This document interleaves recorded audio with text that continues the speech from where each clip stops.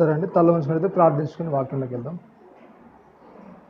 పరలోకమందున మా ఘన తండ్రి నాయన, నీ ఘనమైన ఉన్నతమైన శ్రేష్టమైన నామానికి కృతజ్ఞతలు చెల్లిస్తున్నాం నాయన. మరి ఒకసారి నాయన మమ్మల్ని సజీవ లెక్కలో దాచిపెట్టిన ఆయన మీ కృప వలన నాయన, ఇదిగో నాయన మరి ఒకసారి మీ వాక్యంలో మమ్మల్ని మేము సరి చేసుకున్నటకు నాయన మీరు ఇచ్చిన కృపను బట్టి కృతజ్ఞతలు తెలియజేసుకుంటున్నాం నాయన. ఇంతవరకు నాయన పాటల ద్వారా నాయన నేను ఆరాధించాను నాయన, అలాగే నీ వాక్యం ద్వారా నాయన మమ్మల్ని మేము సరి చేసుకున్నటకు నాయన, మమ్మల్ని మేము హెచ్చరించుకున్నటకు నీ వాక్యం ద్వారా నాయన మమ్మల్ని మేము పెంపొందించుకున్నటకు నాయన మీకు కృపను ఆత్మ సహాయాన్ని మాకు అనుగ్రహించాను నాయన. అలాగే చెప్పనైనా నాకు నాయన మీ యొక్క ఆత్మ సహాయాన్ని అనుగ్రహించి ఉన్నతమైన విలువ కలిగిన మాటలు నాయన వింటున్న వారి హృదయంలో ఉంచుటకు మీ యొక్క కృపను అటు ఆత్మ సహాయాన్ని అనుగ్రహించమని క్రీస్తు వారి అతి పరిశుద్ధమైన నామమున యొక్క ప్రార్థనలు అడిగి వేడుకుంటున్నాను తండ్రి, ఆమేన్. ప్రియమైన దేవుని వలన మరి ఎన్నో రోజులుగా క్రీస్తులో ఉంటున్న మనము క్రీస్తుకు మరి ఎంత దగ్గరగా ఉంటున్నాము, క్రీస్తుకు ఎంత దగ్గరగా ఉంటున్నాము. ప్రతిరోజు మరి వాక్యాన్ని వింటున్నాము, వాక్యాన్ని ఆచరణలో మరి ఎంతమంది పెడుతున్నారు, వాక్యాన్ని ఆచరణలో ఎంతమంది పెడుతున్నారు. వినైతే వింటున్నాం, కానీ పాటించే విషయానికి వస్తాను ఏమవుతుందంటే కొద్దిగా మనము వాక్యానికి ఎడబాటుగా ఉన్నట్టు కనబడుతున్నాయి, మన జీవితాలు కనబడుతున్నాయి. ఎన్నో వాక్యాలు విన్నా కానీ అవి హృదయంలోనికి వెళ్ళట్లేదు. అవి ఎక్కడి వరకు వెళ్తున్నాయంటే చెవి దాకానే వెళ్తున్నాయి. వాటికి గల కారణం ఏంటంటే మనం సరిగా దాన్ని హృదయంలోనికి తీసుకోవడం లేదు. ఒక డాక్టర్ కనుక పాతకాలంలో చూస్తే ఒక డాక్టర్ ఏం చేస్తారంటే ఒక ఏదైనా రోగం ఉందని తెలియాలంటే ఏమేం చూస్తారు చెప్పండి. పాతకాలంలో డాక్టరు ఒక రోగం అనేది నీకేమైనా రోగం అనేది వచ్చిందనుకోండి, జ్వరం కానీ ఇంకేమైనా వ్యాధి అనేది వచ్చిందనుకోండి, ఏమేమి చూస్తారు చెప్పండి. ముఖ్యంగా 3 విషయాల గురించి వాళ్ళు చూస్తారు. ఏంటి చెప్పండి? ఒకటి నాడి చూస్తారు, ఇంకేంటి నాలుక చూస్తారు, ఇంకేంటి కళ్ళ చూస్తారు. ఈ మూడింటిని చూస్తారు. ఈ మూడింటిని బట్టి ఏం చేస్తారు చెప్పండి వాళ్ళు. అప్పుడు పరీక్షలు అనేవి ఏవి కూడా లేవు. ఈ మూడింటిని బట్టే నీకు ఈ రోగం ఉందని దానికి మందులు ఇచ్చేవాళ్ళు. ఈ మూడింటిని బట్టే మందులు ఇచ్చేవాళ్ళు. దేవుడు కూడా ఏం చేస్తాడంటే మనకు ఈ మూడింటినే చూస్తాడు. మరి వాక్యానుసారంగా మన యొక్క ప్రవర్తన అనేది ఉందా? వాక్యానుసారంగా ఉంటే మన అలవాట్లు అనేవి చాలా బాగుంటాయి. మన ప్రతి అవయవాన్ని కూడా ఏం చేసుకుంటాం చెప్పండి, అదుపులో ఉంచుకుంటాం. ముఖ్యంగా ఏంటి, కండ్లు, నాలుక అనేవి చాలా ప్రాముఖ్యమైనవి. మన శరీర భాగాలు ఇవి చాలా ప్రాముఖ్యమైనవి. వాటిని జాగ్రత్తగా సరిగా వాడుకోవాలి.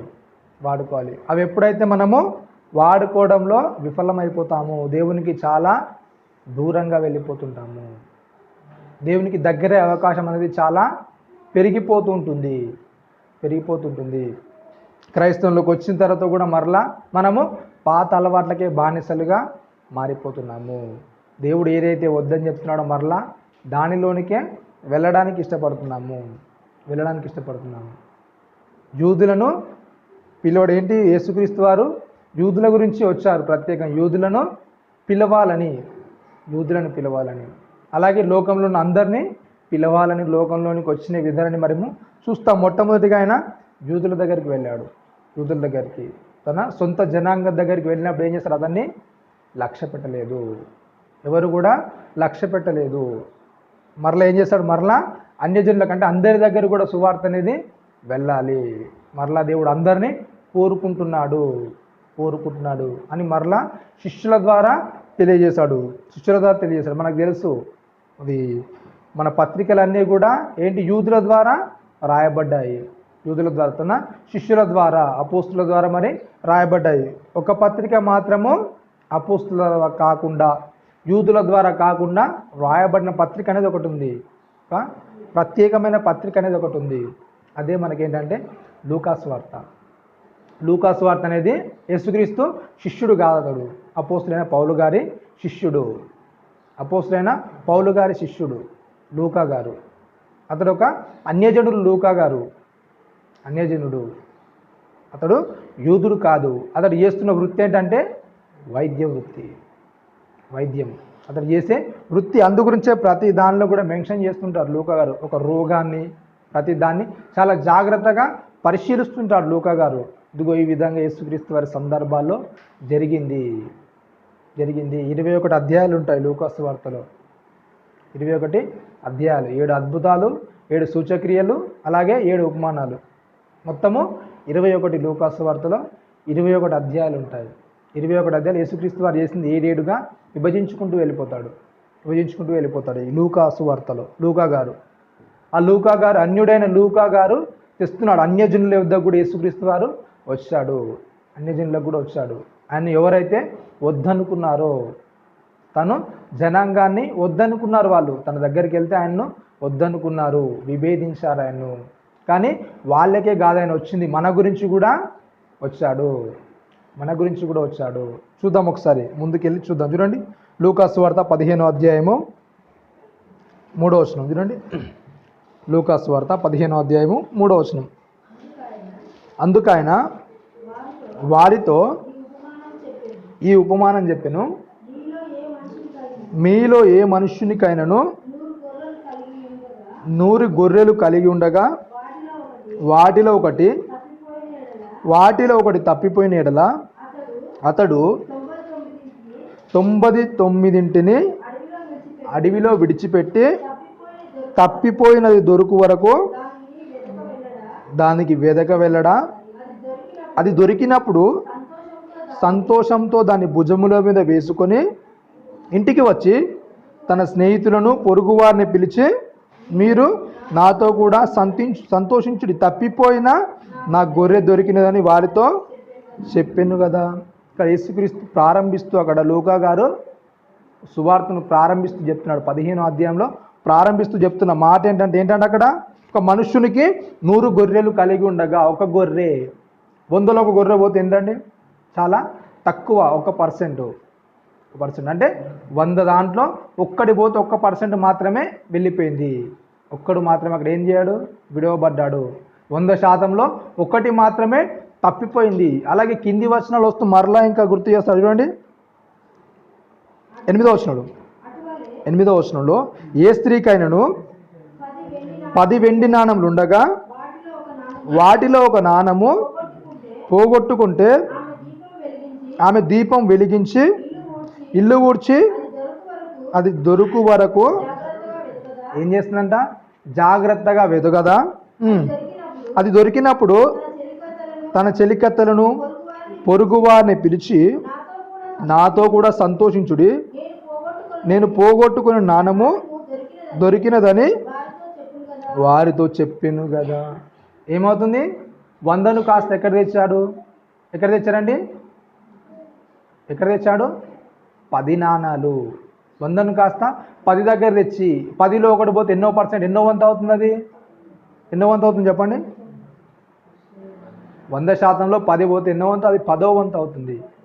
10వ వంతుగా మారిపోతుంది. ఫస్ట్ 100గా చెప్పాడు, మరలా 10వ దాన్ని విభజిస్తూ అక్కడ 1 వంతు పోతే ఏమవుతుంది చెప్పండి? అక్కడ 10వ వంతుగా మారుతుంది. కింది వచనంలో చూడండి, ఇంకా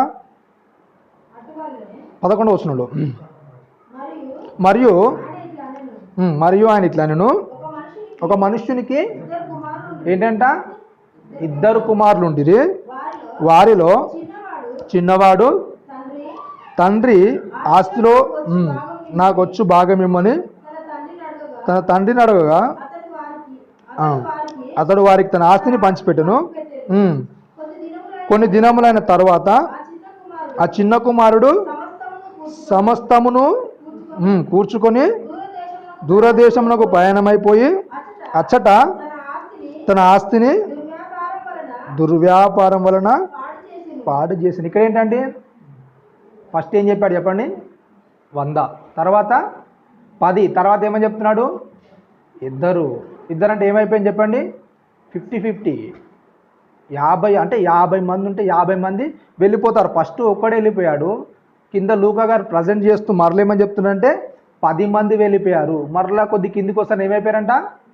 సగానికి సగం అయిపోయారు. ఈ సగానికి సగం అయిపోయిన వారైనా మరి సరిగా ఉంటున్నారా? సగానికి సగం అయిపోయిన వారైనా సరిగా ఉంటున్నారా అంటే ఏమైపోయిందంట? అక్కడ ఏంటంట? 27వ వచనం చూడండి ఒకసారి. 26వ వచనం, ఇందులోనే 26వ వచనం. దాసులలో ఒకని విరిచి ఇవి ఏమిటని అడిగాడు. ఎవరు అడిగారు? 50%. పెద్ద కుమారుడు ఎవరైతే దేవునికి దగ్గరగా ఉన్నారనుకున్నాడో ఆ కుమారుడు వచ్చి అడుగుతున్నాడు. ఏంటంట? ఏమని అడుగుతున్నాడు? ఈ విందేంటి, సంతోషం ఏంటని అడుగుతున్నాడు. ఆ దాసుడు అతనితో, నీ తమ్ముడు వచ్చి ఉన్నాడు, అతడు తన యొద్దకు సురక్షితముగా వచ్చినందున నీ తండ్రి కొవ్విన పశువును వధించినను. అతడు అయితే అతడు కోపపడి లోపలికి వెళ్ళనొల్లక పోయెను గనుక అతని తండ్రి వెలుపలికి వచ్చి లోపలికి రమ్మని బతిమలాడుకో. ఏమైపోయిందంట? ఫస్ట్ ఎవరున్నారు? లోపల పెద్ద కుమారుడు ఉన్నాడు. కానీ ఏమైపోయింది? ఎప్పుడైతే బయట ఉన్నవాడు లోపలికి వచ్చాడో, లోపల ఉన్నవాడు ఏమైపోయాడు చెప్పండి? ఏమైంది? బయటికి వెళ్ళిపోయాడు. ఇక్కడ చెప్తూ వ్రాయిస్తున్నాడు. ఎవరి గురించి అంటే, ఎప్పుడైతే దేవుని దగ్గర ఉన్నామనుకుంటున్నారో, ఇలా 1%, అలాగే 10%, 50% పూర్తిగా ఏం చేస్తున్నారు? క్రీస్తులో నుంచి ఏమైపోతున్నారంట? దూరం అయిపోతున్నారు. అక్కడ చెప్తూ లూకా గారు చాలా వివరంగా రాస్తున్నారు. చాలా వివరంగా. ముందు 100 గొర్రెలని చెప్పాడు, తర్వాత 10 నాళాలని చెప్పాడు. తర్వాత ఏం చేశాడు? ఇద్దరే ఉన్నారు. ఆ ఇద్దరిలో ఒకడు వెళ్ళిపోయాడు. కానీ ఏం చేశాడు? వాడు మారు మనసు పొంది మరలా వచ్చాడు. కానీ మారు మనసు అంటే నేను దేవునిలోనే ఉన్నాను అనుకున్నాడు. ఏమైపోయాడు చెప్పండి? ఏమైపోయాడు? బయటికి వెళ్ళిపోయాడు. కోప్పడ్డాడు. అంటే క్రీస్తులో ఉన్నామనుకున్న వారు ఏమైపోతారు చెప్పండి? ఏమైపోతారంట? తప్పిపోవడానికి అవకాశం అనేది ఉంటుంది. క్రీస్తులో ఉన్నామని మీరు అనుకుంటున్నారేమో, కానీ ఏంటి? తప్పిపోయే అవకాశం అనేది ఎక్కువగా ఉంటుంది. ఎప్పుడైతే పెద్ద కుమారుడు చిన్న కుమారుడు లోపలికి వచ్చాడో ఏమైపోయింది? అతనిలో ద్వేషం అనేది కనబడుతుంది. కోప్పడ్డాడు. సంఘంలో ఉంటున్న మనలో మరి సరిగా ఉన్న ఎవరైనా లోపలికి వస్తే రానివ్వడానికి వీలుగా ఉందండి? అలా ఉంటున్నారా? ప్రతిదాన్ని జీర్ణించుకోగలిగే వారిగా ఉన్నారా? సంఘంలో ఉన్న వాళ్ళు ఉంటున్నారా? ఉండట్లేదు. ఎన్నో బయట విషయాలనే ఎన్నో వాక్యాలు వింటున్నా కానీ ఏంటి?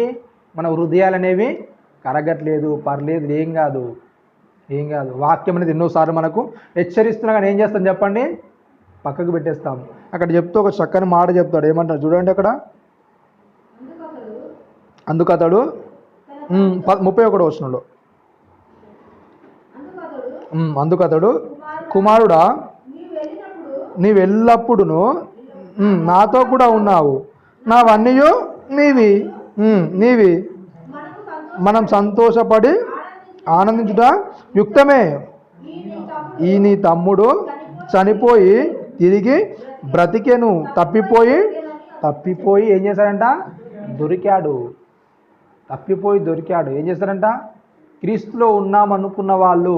అక్కడ యేసుక్రీస్తు వారు మాట్లాడుతూ ఎవరినంటే యూదులను ఉద్దేశించి మాట్లాడుతున్నాడు. ఆనాడు యూదుల్లో ఉన్న ఏంటంటే, మేము అబ్రహాం సంతానము, మేము మాత్రమే దేవుని సంబంధులము, బయట వాళ్ళందరూ అన్యజనులు. వాళ్ళ దగ్గరికి దేవుడు వెళ్ళడు. దేవుడు వాళ్ళని అసహించుకుంటాడు. దీన్ని చెప్తూ కొనసాగింపుగా 16వ అధ్యాయంలో చెప్తాడు. చూడండి ఒకసారి. 16వ అధ్యాయం 19వ వచనంలో, ధనవంతుడు ఒకడు ఉండెను. ఏంటంటే అక్కడ చెప్తూ ధనవంతుడు ఒకడు ఉండెను. వాళ్ళకి చెప్తున్నాడు ధనవంతుడు ఒకడు ఉండెను. ఆ యూదులను విశ్లేషించి మాట్లాడుతున్నాడు యేసుక్రీస్తు వారు. ధనవంతులు అంటే ఎవరు? దేవునికి దగ్గరగా ఉన్నవాళ్ళు. ఆనాటి వాళ్ళు అనుకునే విషయాల్లో దేవునికి సరిపోయిన వారు ఏ మాత్రం ఉండకున్నా కానీ ఏంటి? మేము గొప్పగా ఉన్నాము అనుకునే వాళ్ళు. వాళ్ళంతా ఏమనుకున్నారంటే అబ్రహాము సంతానం అనుకునే వాళ్ళు. మేము అబ్రహాము సంతానం. అబ్రహాం ఎలా ఉన్నాడు చెప్పండి? చాలా మందిలో అపోహ ఏంటంటే యేసుక్రీస్తు వారు వచ్చి ఏమన్నా చెప్పండి? యేసుక్రీస్తు వారు అన్న మాట ఏంటంటే, సూది బెజ్జంలోనికి ఒంటె దూరట సులభంగా. ఏంటంట? పరలోక రాజ్యంలోనికి ధనవంతుడు వెళ్తాడా? పరలోక రాజ్యంలోనికి ధనవంతుడు వెళ్ళడం ఏంటంట? అసాధ్యము. అంటే పరలోక రాజ్యంలోనికి ధనవంతుడు వెళ్ళడం అనేది కొద్దిగా సాధ్యం కాదు అనేసరికి ఏమైపోయింది? వారిలో కొద్దిగా విరోధం అనేది ఏర్పడిన విధానాన్ని మనం చూస్తాము.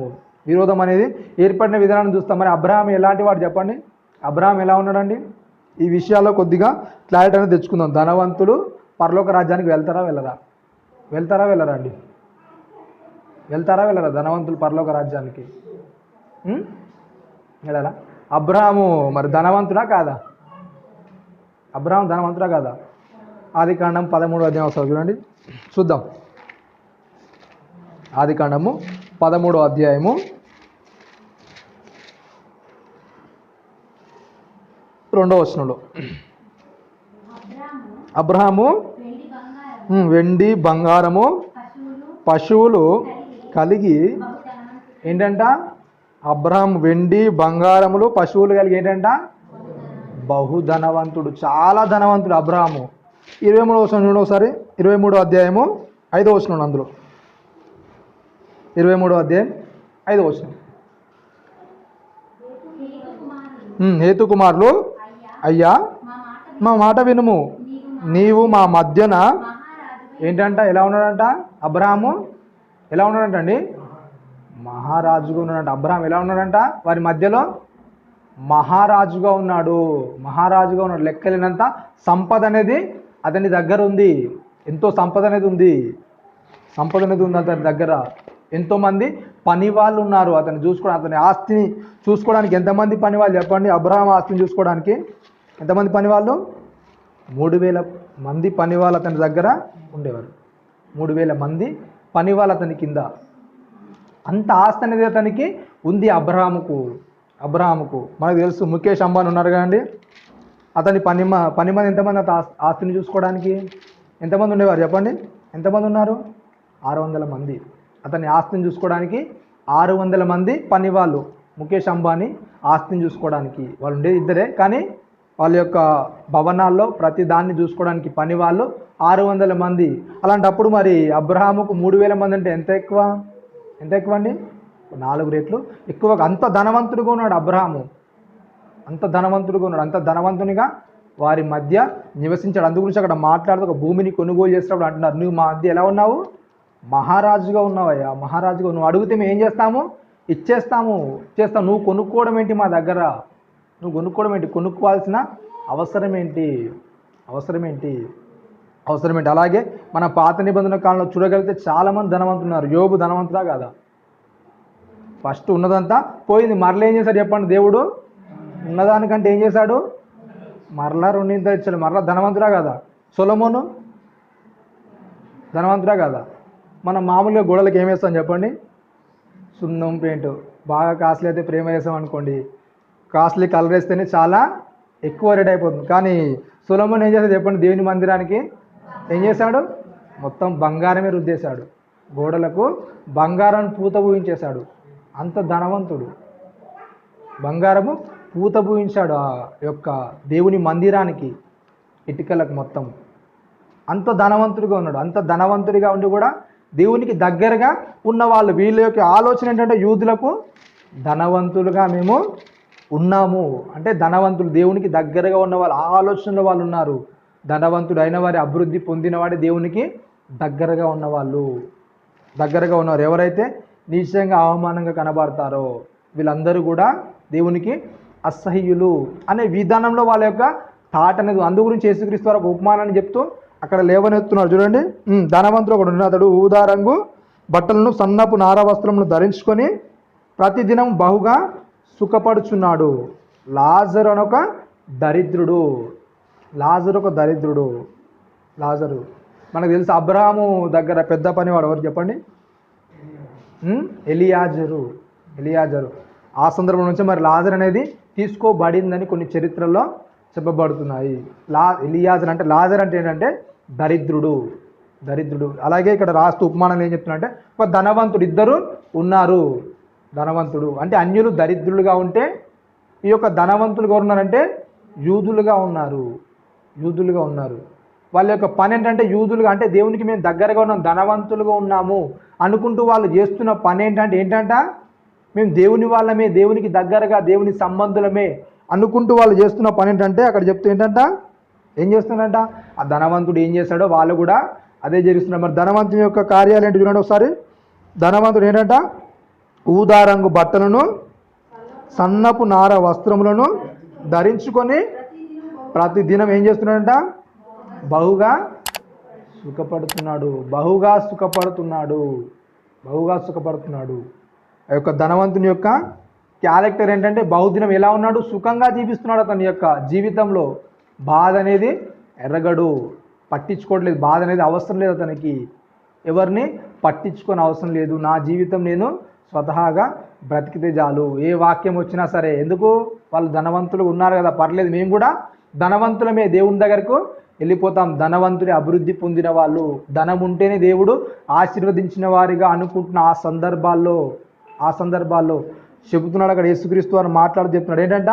ధనవంతుడు ఉన్నాడు, అతడు కూడా ఏం చేస్తున్నాడంటే బహుగా సుఖపడుతున్నాడు. సుఖపడుతూ అక్కడ ఇద్దరి గురించి మాట్లాడుతున్నాడు ఏంటంటే, లాజరు అని ఒక దరిద్రుడు ఉన్నాడు. అతడు వాడు కుడుపులతో నిన్నవాడే ధనవంతుని ఇంటి వాకిట పడి ఉన్నాడు. అతని బల్ల మీద నుండి పాడు రొట్టెలను ఆకలి తీర్చుకున్న గోరెను, అంతేకాదు కుక్కలు వచ్చి వాని కురుపులు నాకెను. ఏంటంట?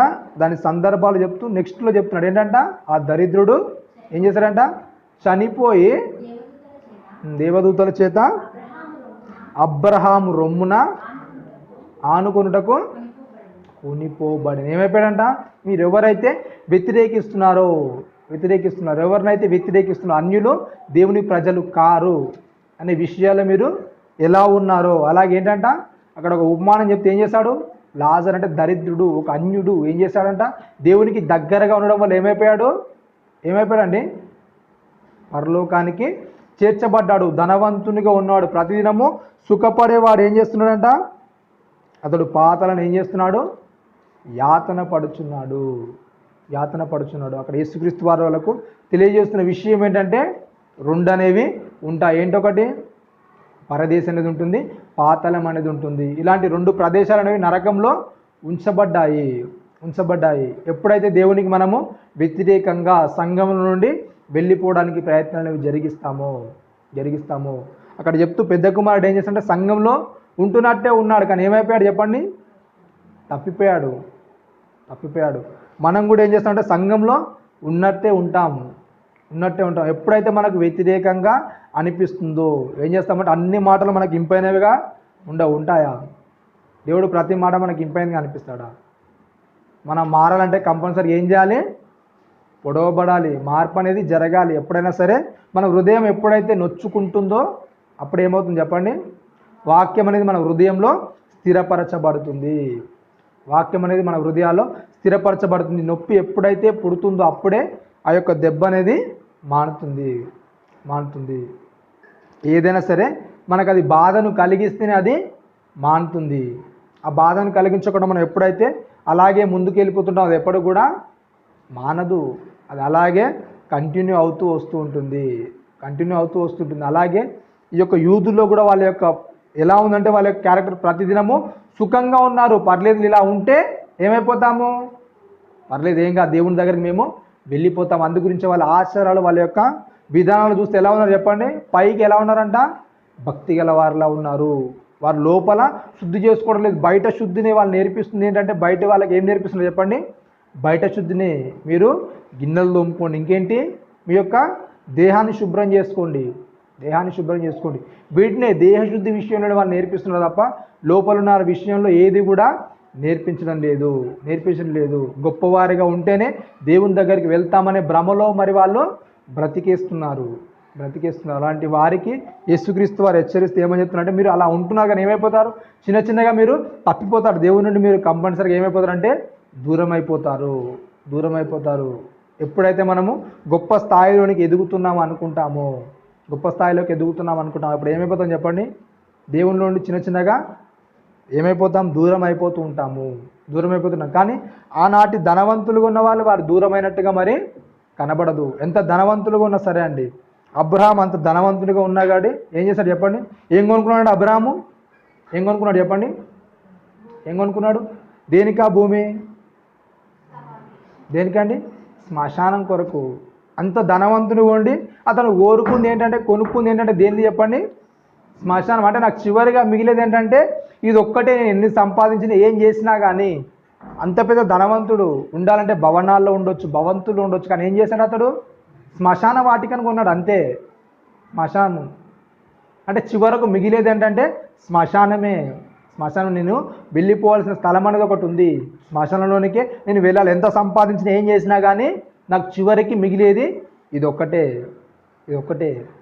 వాళ్ళ ఆలోచన ధనవంతులుగా ఉన్నా కూడా వాళ్ళు అలా గర్వపడలేదు. ప్రజల్లో గొప్ప పేరు అనేది వాళ్ళు సంపాదించుకున్నారు. మన యొక్క జీవితాల్లో కొద్దిగా ఉండగానే ఏమైపోతుంది చెప్పండి? ఉంటున్నామా? అనికి మనకే జీవితాలు అనేవి ఉంటున్నాయా అండి? ఉండట్లేదు. ఆత్మీయ దశకు వచ్చినా సరే కొద్దిగా ఏదైనా వాక్యం తెలియగానే ఏం చేస్తాం చెప్పండి? అన్నీ మనకనే తెలిసిన విధంగా ప్రతి దానిలో ముందుకెళ్ళిపోతుంటాము. అన్నీ మనకే తెలిసి ఎవరితో కూడా సంబంధం లేదు అనే విధంగా మన యొక్క ప్రవర్తన అనేది మారిపోతూ ఉంటుంది. ఇక్కడ తెలియజేస్తున్న విషయం ఏంటంటే ఆయన ఏం చేస్తున్నారు? ఒక్కొక్కరు ఏం చేస్తున్నారు చెప్పండి? తప్పిపోతున్నారు. నువ్వు వందగా దేవునిలోనికి దగ్గరగా వచ్చినప్పుడు ఎంత కొద్దిగా దూరం అవుతున్నావు. నీవు కొద్దిగా దూరం జరిగే కొద్ది ఏమవుతుందంట? దేవుని నుండి పూర్తిగా నువ్వు విడిపోవడానికి ఇష్టపడతావు. ఎప్పుడైతే నీ సౌఖ్యం అనేది, నీ సుఖం అనేది నశిస్తుందో, నీకు ఇష్టమైన కార్యాన్ని ఎప్పుడైతే నీ హృదయం తృణీకరిస్తుంది, ఏం చేస్తావు చెప్పండి? నువ్వు దేవుని కంటే నీ సుఖాన్నే ఎక్కువగా ప్రేమిస్తుంటావు. దేవుడు నాకు అవసరం లేదు అనుకుంటావు. దేవుని గురించి నాకు పర్వాలేదు అనుకుంటావు. ఇంకా చెప్పండి, అక్కడ చూడండి, ఇంకా మాట్లాడి చెప్తున్నాడు. ధనవంతుడు ఏం చేస్తాడంట? చనిపోయి పాతి పెట్టబడను. అతడు పాతాళంలో బాధపడుతూ ఏం చేస్తున్నాడంట? కనులెత్తి దూరం నుండి అబ్రహామును అతను రొమ్మున ఆనుకొనున్న లాజరును చూసి, తండ్రివైన అబ్రహామా, నా యందు కనికరపడి తన వేలి కొనను నీళ్ళలో ముంచి నా నాలుకను చల్లార్చుటకు లాజరును పంపుము. నేను ఈ అగ్నిజ్వాలల్లో ఏం చేస్తున్నాడంట? యాతన పడుచున్నానని కేకలు వేయుచున్నాడు. ఎప్పుడైతే భూమి మీద మనము దేవుని ఇష్టాన్ని జరిగిస్తాం ఏమైపోతాం చెప్పండి? అబ్రహాము రొమ్మున ఆనుకోవడానికి వెళ్ళిపోతాం. ఎప్పుడైతే దేవుని ఇష్టాన్ని మన జీవితాల్లో నెరవేర్చలేమో ఏమైపోతాం చెప్పండి? కంపల్సరీగా ఎక్కడికి వెళ్ళిపోతాం? మనము నరకానికి తథ్యంగా వెళ్ళిపోతాము.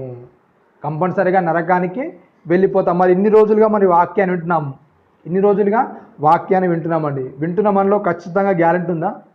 ఒకవేళ ఈరోజే ప్రభు వస్తే నేను కంపల్సరీగా ప్రభుతో వెళ్ళిపోతాను అనే గ్యారెంటీ ఉందా చెప్పండి? ఉందా? ఇవ్వగలుగుతారా? కంపల్సరీగా నేను సిద్ధపడ్డానండి, ఎప్పుడు వచ్చినా సరే దేవుడు నేను రెడీగా ఉన్నాను, ఇప్పుడు వెళ్ళిపోవడానికి కూడా రెడీగా ఉన్నాను అనేవాళ్ళు ఉన్నారా అండి? లేరంటే ఇంకేంటి? వాక్యంలో ఇంకా మీరు ఎదగట్లేదు. వాక్యాన్ని ఇంకేం చేస్తున్నారు? అవగాహన చేసుకోవడం లేదు. వాక్యాన్ని మనలో నింపుకోవడానికి ఇష్టపడడం లేదు.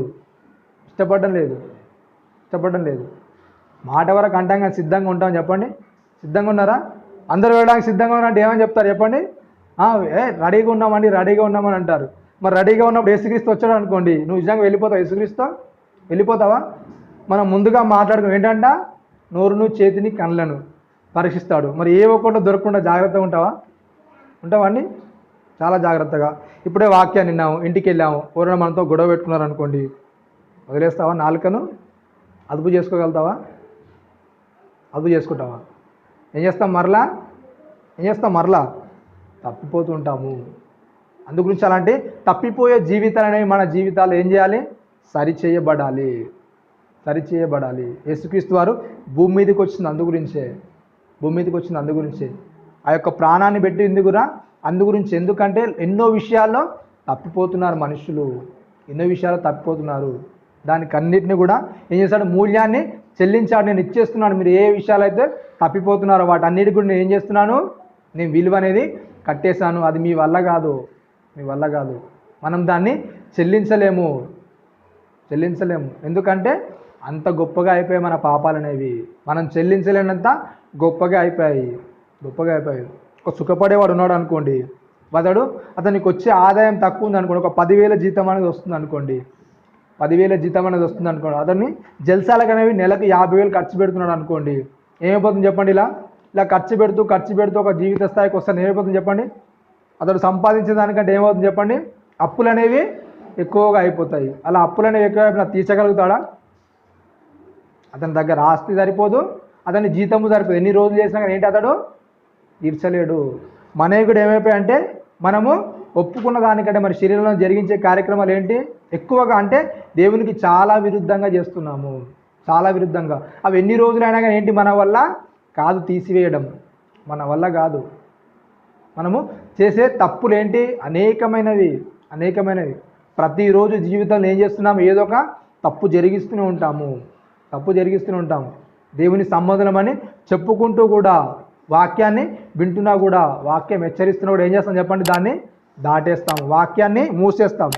మన యొక్క ఇష్టాన్ని నెరవేర్చుకోవడానికి ముందుకెళ్తూ ఉంటాము. అలాంటి వారిగానే ఇక్కడ లూకా గారు చెబుతున్నారు ఏంటంట, 100గా ఉన్న వాళ్ళు ఏమో ఒక్కడు తప్పిపోతే, అలాగే 10 విషయాలకు వస్తే మరలా ఒకటి తప్పాడు, 2గా ఉన్న వారి నుంచి మరలా ఒకటి తప్పాడు. లూకా సువార్త రాస్తూ చాలా విషయాలు రాస్తుంటారు లూకా గారు. ఎప్పుడైతే దేవునికి మనము దగ్గరగా అవుతుంటామో ఆ దగ్గరగా అయ్యే క్షణాలు ఏం చేస్తామంటే దగ్గరగా ఉన్నామని మనము అనుకుంటున్నాం. కానీ ఏంటంట ఎన్నో విషయాలు మనము ఏం చేస్తాము, దేవునికి విరుద్ధంగా మన బ్రతుకు అనేది కొనసాగుతుంటుంది.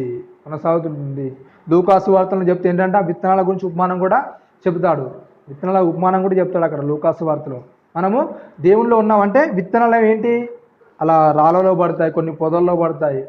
ఇలా పడ్డ విత్తనాలు అనేవి వాక్యాన్ని ఏం చేస్తాం, సంఘంలో ఉన్న వాళ్ళే, అందరూ సంఘంలో ఉన్నవారే, సంఘానికి వచ్చే వాళ్ళే. కానీ ఏంటి మనస్సు అనేది ఇక్కడ ఉండదు. వాక్యాన్ని వాళ్ళు ఏం చేయరు, స్వీకరించరు. వాక్యాన్ని ఇష్టపడరు. ఎప్పుడైతే మంచి నిలబడుతుంది ఏం చేస్తుంది, మంచి నిలబడి అన్నిటిని కూడా తీసుకుంటూ వస్తుంది. మొట్టమొదటిసారిగా ఏం చేస్తుంది చెప్పండి, 30 అంతలుగా ఫలిస్తుంది. లూకా గారు చెప్తుంటారు మొట్టమొదటిసారి ఎలా ఉంటుందంటే ఫలింపు 30 అంతలుగా, తర్వాత 60 అంతలు, తర్వాత ఎలా ఉండాలంటే మన ఫలింపు అనేది 100 అంతలుగా ఉండాలి. లూకా గారు చెప్తారు అది 100 అంతలుగా ఉండాలి. మన ఫలింపు అనేది ఎప్పుడు కూడా మన జీవితాల్లో 100 అంతలుగా ఉండాలి. మరి మన జీవితాలు ఎలా ఉన్నాయండి, 100 అంతలుగా వెళ్ళడానికి సిద్ధపడుతున్నాయా? లేకుంటే ఒకవేళ 30 అంతలుగా మనం ఉంటే మరలా 20 అంతలు 10 అంతలు మరలా మొత్తం లేకుండా అవుతుంది మన జీవితం. ఎలా అవుతుంది చెప్పండి, ఎలా అవుతుంది? స్థాయి అనేది పెరుగుతుందా లేకుంటే తగ్గుతుందా? వాక్యం విషయానికి వస్తేనే మన జీవితాల్లో దేనికనేది ఇంపార్టెన్స్ అనేది పెరుగుతుంది. ప్రతి విషయంలో కూడా సంపాదించుకోవడానికి ఇష్టపడుతుంటాము, గొప్పగా బ్రతకాలని ఇష్టపడుతున్నాం. వాక్యం విషయానికి వస్తేనే ఏం చేస్తాం చెప్పండి, అవసరం లేదు, వాక్యంతోనంతా పెద్దగా పని లేదులే అనుకుంటుంటాం మనము. వాక్యంతో అంతా పెద్ద పనేంటి ఎందుకు, నా జీవన వ్యాపారం అనేది నాకు సాగుతుంది కదా, నా యొక్క కూడు అనేది నాకు గడుస్తుంది కదా.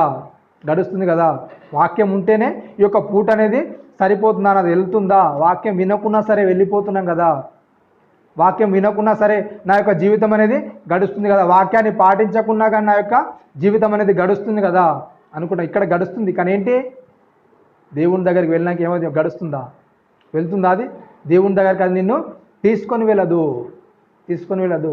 అందుగురించే వాళ్ళు తాపత్రయపడిందంటే ఏంటి, ఆకలి దప్పులు కలిగి ఉండి సువార్తను ప్రకటించడానికి గల కారణం ఏంటంటే వాళ్ళ జీవితాల్లో శ్రమ అనిపించడానికి కారణం ఏంటి, ఈ భూమి మీద ఎలా ఉన్నా పర్లేదు, మన జీవితం అనేది చాలా తక్కువ కాలం, ఎప్పుడు ముగుస్తుందో తెలియదు. కనుక ఏం చేయాలి, భూమి మీదనే ఏం చేసుకోవాలి, పరలోకానికి మనము బాటలు వేసుకోవాలి. అదే దూరంలో మరి వాళ్ళు వెళ్ళిపోయారు. మరి అదే దూరంలో మనం ఉన్నామా అండి? అదే అడుగు జాడలో మనం ఉన్నామా? ప్రతి వారము చెబుతూ ఉంటాము అదే దూరంలో మనము ఉన్నామనుకునే భ్రమలోనే ఉంటాం. కానీ ఏంటి, చాలా దూరంగా ఉంటాం. వాక్యాన్ని చాలా దగ్గరగా పెట్టుకొని చదువుతున్నాం అనుకోండి, మనకు చాలా ఏమైపోతుంది చెప్పండి, దేవుని దగ్గరికి మనం వెళ్తామనే క్వశ్చన్ అనేది వస్తుంది మనకు. వెళ్తామో వెళ్ళమో అసలు ఎందుకు? వాక్యాన్ని దగ్గర పెట్టి చూసుకున్నప్పుడు ఇంకా ఎన్నో తప్పులు అనేవి మన జీవితాల్లో కనబడుతూనే ఉంటాయి. పైకి మాత్రం ఏం చేస్తాం చెప్పండి, చాలా నవ్వుకుంటూ నేను భక్తిపరుణ్ణి అని అందరి ముంగట నటిస్తూ ఉంటాం. కానీ ఏంటి, ఏం చేస్తాం చెప్పండి, వాక్యం దగ్గరికి వెళ్ళేసరికి వాక్యం అనేది నీకు చూపిస్తుంది నువ్వు భక్తిపరునివి కాదు, నువ్వు నటన చేస్తున్నావు, నీ జీవితం అనేది సరిగా లేదు, నువ్వు బయటికి నటిస్తున్నావు అంతే. నిజంగా నీ భక్తి అనేది భక్తి కాదు. నువ్వు ఎన్ని విషయాల్లో తప్పిపోతున్నావో నీకు తెలిసినా కానీ ఏం చేస్తాను చెప్పండి, వద్దు, పర్లేదు ఏం కాదు అనుకుంటూ ఉంటూ ఉంటాము. ఆ విషయాల్లో ఇలాగే జరుగుతుంటుంది. ఒక్కొక్కటిగా ఏమైపోతుంది చెప్పండి. ఫస్ట్ ఒక వంతు వెళ్ళిపోతుంది, తర్వాత ఏమవుతుంది 10వ వంతు వెళ్ళిపోతుంది, తర్వాత 50వ వంతు వెళ్ళిపోతుంది. పూర్తిగా చివరిగా సంఘంలో నుంచి మనము వెళ్ళిపోతాము. సంఘంలో నుంచి అంటే దేవుని యొక్క కాపుదల నుంచి మనము పక్కకు జరిగిపోతుంటాము. దేవుని వాక్యానికంటే మన యొక్క స్వంతానికే ఇష్టపడుతూ ఉంటాము. అలా జరిగించిన వాడు ఎవరు మరి? ధనవంతుడు ఏం చేస్తాడంట? తన ఇష్టాన్ని నెరవేర్చున్నాడు. ప్రతిదీ తెలుసు. ఆ ధనవంతుడి గురించి రాయిస్తే ఏంటంటే అతడు కూడా ఏంటి మరి? యూదుడే. అతను కూడా వాక్యం తెలుసా లేదా? తెలుసు. దేవునికి ఎక్కువ విలువ ఇవ్వాలని తెలుసు. నిన్ను వల్ల నీ పొరుగువాన్ని ప్రేమించాలని తెలుసా తెలియదా? ఆజ్ఞలు ఉన్నాయా లేవా? పాత నిబంధనలు ఉన్నాయి, ఆజ్ఞలన్నీ ఉన్నాయి. కానీ ఏంటి? నాకెందుకులే, నాకు అవసరమేంటి? వాక్యం ఎన్ని చెప్తున్నా కానీ మనం ఏం చేస్తాం చెప్పండి? మనకు అవసరం లేదు. వాక్యం ఎన్నో చెప్తుంది, దాని ప్రకారంగా చేయాలంటే ఏమవుతుంది చెప్పండి? ఏమవుతుంది? దాని ప్రకారంగా మనము చేయలేము. అంత లోబడాలంటే మన వల్ల కాదు. అనుకుంటూ ఏం చేస్తాం? ప్రతి దానిలో కూడా ఏం చేస్తాం చెప్పండి? దాటేయడానికి ప్రయత్నం చేస్తూ ఉంటాము. ప్రతి దానిలో కూడా దాటివేయడానికి ప్రయత్నం చేస్తుంటాము. ఎన్నో మార్గాలు అనేవి వెతుక్కుంటూ ఉంటాము. కానీ పరలోకానికి వెళ్ళాలంటే మార్గం ఏంటి చెప్పండి? ఒకటే మార్గం. ఒక ఊరికి వెళ్ళాలంటే 4-5 మార్గాలనే ఉంటాయి మనకు. ఎందుకు? తొందరగా వెళ్ళాలంటే ఎన్నో మార్గాలనే ఉంటాయి మనకు. కానీ దేవుని యొద్దకు వెళ్ళాలంటే ఒకటే ఒక మార్గం. అదేంటంట? ఇరుకైన మార్గం. అందులో నుంచి వెళ్తేనే నువ్వు దేవుని దగ్గరికి వెళ్తావు. అది కాదని నువ్వు ఇంకేదైనా వేరే విధానంలోకి వెళ్తే ఇది సులువుగా ఉంది కదా అని ఒక విధానంలోకి వెళ్ళావనికి ఏమైపోతావు చెప్పండి? దేవుని దగ్గరికి నువ్వు వెళ్ళలేవు. ఎన్నో విషయాల్లో మనల్ని మనం ఏం చేసుకుంటాం? తప్పును కప్పిపుచ్చుకుంటూ వెళ్ళిపోతూ ఉంటాము. ఆ విషయాలను ఏం చేస్తాడంటే ధనవంతుడు ఏం చేశాడు? తప్పును కప్పిపుచ్చుకునే ప్రయత్నాలు చేశాడు. బహుగా సంతోషిస్తున్నాడు, ఆనందిస్తున్నాడు. ఏంటంట? అతడు ఊదా రంగు బట్టలను, సన్నపు నార వస్త్రములను ఏంటంట ధరించుకొని ప్రతిదినం ఏం చేస్తున్నాడంట? సుఖపడుతున్నాడు. ఆయన యొక్క దినచర్యగా మారిపోయింది సుఖపడ్డము. ఊదా రంగు బట్టలను వేసుకుంటున్నాడు, సన్నపు వస్త్రాలను వేసుకుంటున్నాడు. ఇక అది తప్ప అతనికి వేరే ధ్యాస అనేది ఏది కూడా లేదు. సాటి మనిషి మరిన ఎదుటిన్నాడు కదా, అతను నేను రక్షించాలి కదా. నేను కలిమిలో ఉన్నా, నేను విస్తరించున్నా, నాకు ఉంది డబ్బు అనేది, నాకు ఉంది. కొద్దిగా తీయడం వల్ల నేనేమి బీదవాన్ని అయిపోను. దానివల్ల నాకు వచ్చే నష్టమేమీ లేదు అనే ఆలోచనలు మనిషిలో లేవు. మనకు తెలుసు తిమోతి పత్రిక అధ్యయనం చేస్తాం. ఏంటి అందులో ఉన్న 20 క్యారెక్టర్లు ఏంటంటే అంత్యదినాలకు వస్తారని మనిషి ఏమైపోతాడు చెప్పండి? చాలా విరుద్ధంగా మారిపోతాడు దేవునికి. చాలా విరుద్ధంగా. అంటే నాకేంటి? చూడండి, సమాజంలో ఎక్కడ చూసినా కానీ మనిషి వేసుకునే ప్రశ్న ఏంటంటే నాకేంటి? అంటే ఎవడు ఏమైపోతే నాకేంటి? ఎవడని తప్పు చేస్తున్నాడు అనుకోండి, చెప్పగలుగుతారు చెప్పండి? ధైర్యంగా వెళ్ళి చెప్తారా? ఏం చేస్తారు చెప్పండి? నాకెందుకు? వాడు ఏదో చేస్తున్నాడు, నాకెందుకు? నాకేం సంబంధము? బైబిల్ ఏం చెప్పింది చెప్పండి? ప్రతిదాన్ని ఏం చేయాలి చెప్పండి?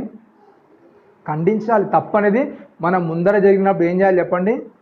ఖండించాలి. ఆ బాధ్యత అనేది దేవుడు మన మీద పెట్టాడు. కంపల్సరీగా ఖండించవలసిన బాధ్యత అనేది మన మీద ఉంది. ఏదైనా తప్పు జరిగినప్పుడు కంపల్సరీగా దాన్ని సరిదిద్దవలసిన బాధ్యత అనేది క్రైస్తవుని మీద పెట్టాడు. ఎందుకంటే మనం లోకానికి ఏమేమని చెప్పండి? వెలుగై ఉన్నాం. వెలుగైతే ఎక్కడైతే ఉందో అది చీకటిని ఏం చేస్తుంది? కంపల్సరీగా పాలదోలుతుంది. ఏ విషయం అయితే తప్పని మనకు కనబడుతుందో దేవుని వాక్యానుసారంగా దాన్ని కంపల్సరీగా ఏం చేయాలి? ఖండించాలి. కానీ ఖండిస్తున్నారు చెప్పండి? సంఘంలో మన వాళ్ళు తప్పు చేశారంటే ఏం చేస్తాం చెప్పండి? అరే వద్దులు, ఎందుకు? మనకి ఏముంటుంది చెప్పండి? ఏముంటుందండి? మొహమాటం అనేది అడ్డొస్తుంటుంది. అరే రోజు మన ముందే కనబడతారు కదా. ఒకవేళ డైరెక్ట్ అంటే ఏమనుకుంటారో మనము. యేసుక్రీస్తు బోధ ఎలా ఉందండి? మరి ఎలా ఉంది చెప్పండి? అదే ఈయనేంటాయి అసలు మొహమాటం లేనివాడిగా బోధిస్తున్నాడు ఏంటి అసలు? ఇలా ఇంతమందిని కూర్చున్నాం, మరి ఇంత పెద్దవాళ్ళమైన ముంగటున్నాము, మొహమాటం అనేది ఏం లేదేంటి? అలా ఎలా పడితే అలా అనేస్తున్నాడు ఏంటి? తప్పును డైరెక్ట్గా ఖండిస్తున్నాడు ఏంటి అసలు ఇతడు? ఖండిస్తున్నాడు ఏంటి? అలాంటి ధైర్యం అనేది మనకు ఉందా అండి? ఖండిస్తామా తప్పును? ఖండిస్తామా? ఖండించి ఏం చేస్తాం చెప్పండి?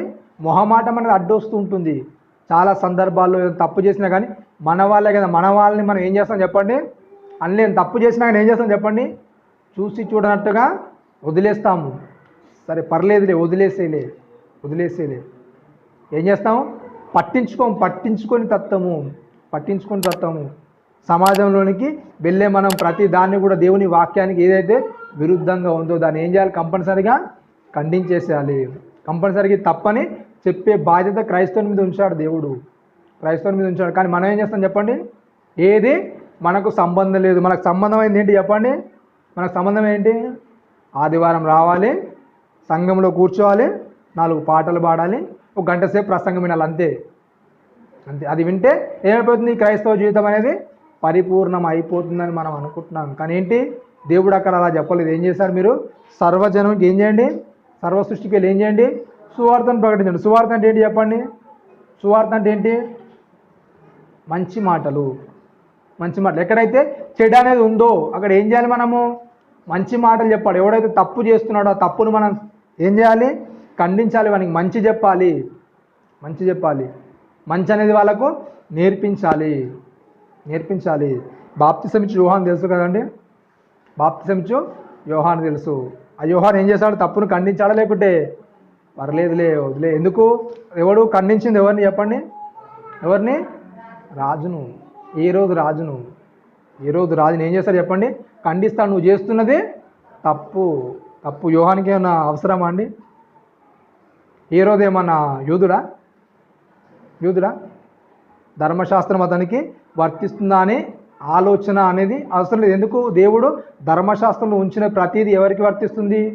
సర్వజనానికి వర్తిస్తుంది. కాకపోతే అవతలి వాళ్ళకు తెలియదు, లోకంలో ఉన్న వాళ్ళకు తెలియదు. కంపల్సరిగా దానికి తగిన శిక్ష అనేది అనుభవించాలి. ఏదైతే తప్పు జరిగిస్తున్నామో వాళ్ళకి తెలియదు, మనకు తెలుసు. వాళ్ళు తెలియజేస్తున్నారు, మనకు తెలిసి చేస్తున్నాము, అంతే. శిక్ష అయితే మాత్రం ఏం చేస్తుంది? కంపల్సరిగా వేయబడుతుంది. చేసిన ప్రతి తప్పు కూడా. అందు గురించి ఏం చేశాడు యోహాన్ గారు? ఖండించారు. నువ్వు తప్పు చేస్తున్నావు. నువ్వు రాజు అయినా సరే, కానీ ఏం చేస్తున్నావు? తప్పు చేస్తున్నావు. ఏం చేస్తారు చెప్పండి? చెరసాల్లో వేయించారు. వేయించినప్పుడు ఏం చేస్తున్నావు? మరి తల అనేది నరకడానికి సిద్ధమైపోతున్నప్పుడు యోహాన్ గారు ఏమైనా సంజాయించుకున్నారా? రాజా ఏమన్నా తప్పు చేస్తాను, మరి ధర్మశాస్త్రం అనేది మీకు వర్తించదు, ఎందుకంటే మీరు యూదులు కాదు కదా, మీరు రాజులు కదా, మీరు ప్రభువులు కదా, ఎలా చేసినా పర్లేదని అన్నాడా? ఏం చేశాడు చెప్పండి? ఏం చేశాడు? తలిచ్చాడు కానీ పర్లేదు అంటే తప్పును సరి అని ఒప్పుకోలేదు. తప్పును ఒప్పుకోలేదు. ఎప్పుడైతే మనము క్రైస్తవ జీవితంలోని కలిగి పెట్టామో ఎలా ఉండాలి చెప్పండి? ఎలా ఉండాలంట? నీతి మంతులు ఉండాలి. అంత నీతి అనేది సాహసించడానికి సిద్ధంగా మారిపోవాలి. అందుగురించే లూకా గారు తన సువార్తలో ముందుకు నెడుతూ వెళ్తూ ఉంటాడు. 30 అంతలుగా, 60 అంతలుగా, ఇంకా 100 అంతలుగా వచ్చే స్థాయి ఏమవుతుందంటే మన ప్రాణాలని పెట్టడానికి సిద్ధంగా ఉండాలి. నీతిని స్థాపించడానికి మన ప్రాణాలని అడ్డుగా వేయాలి. అవసరమైతే మన ప్రాణాలను ఇవ్వాలి. ఇలాంటి వారిగా క్రైస్తవులు ముందుకు సాగాలి. కానీ మనం ఏం చేస్తాం చెప్పండి? ఒక విధంగా చెప్పాలంటే చచ్చిన క్రైస్తవులో మనం ఉంటున్నాం. మన ముంగడు ఏ తప్పు జరిగినా కానీ మనకు సంబంధం లేదు, మనం పట్టించుకోము, మనకు అవసరం లేదు. మనకెందుకు? ప్రతిరోజు వాక్యం చదువుతున్నామా, ప్రార్థన చేస్తున్నామా, అయిపోయింది, పర్లేదు. ఇలా ఉంటే చాలు, దేవుడు మనకి ఇచ్చేస్తాడు. ఒక తప్పు జరుగుతున్నప్పుడు దాన్ని చూస్తూ నువ్వు ఊరుకుంటున్నావు అంటే కారణం ఏంటి చెప్పండి? పౌలు గారు కూడా ఖండిస్తాడు. కొరింథీయులకు రాసిన 1వ పత్రిక 5వ అధ్యాయంలో, సంఘంలో ఇలా జరుగుతుందని నాకు వదంతి కాదని నిజమే అని నాకు తెలుస్తుంది. ఇలా అక్రమ సంబంధాలు అనేవి కొనసాగిస్తున్నారు మీరు సంఘంలోకి వస్తూ. దేవుని సంఘంలో ఉంటూ మీరు ఇలా చేస్తున్నారు. ఇది తప్పు. ప్రతి దానిలో కూడా ఖండిస్తుంటారు అపోస్తులు. సమాజంలో జరిగే ప్రతి తప్పును కూడా ఏం చేశారు చెప్పండి? ఎత్తు చూపెట్టారు.